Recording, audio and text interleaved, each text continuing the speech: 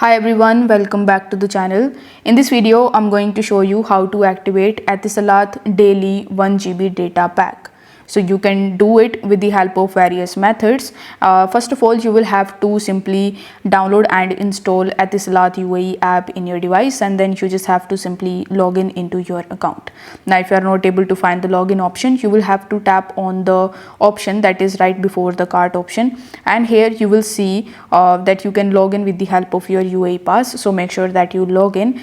Once you're successfully logged in, you just have to tap on the add-ons option on the home page, and here you will have to select the daily 1 GB data pack to activate it. You can activate the daily 1 GB data pack by dialing some USSD codes. So you can dial *10# to access the Etisalat menu, and you can follow the prompts to activate the daily 1 GB data pack.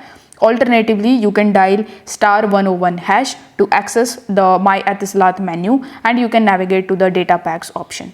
You can even activate it by just texting. So you can type M1G to 10100 to activate the daily 1 GB data pack.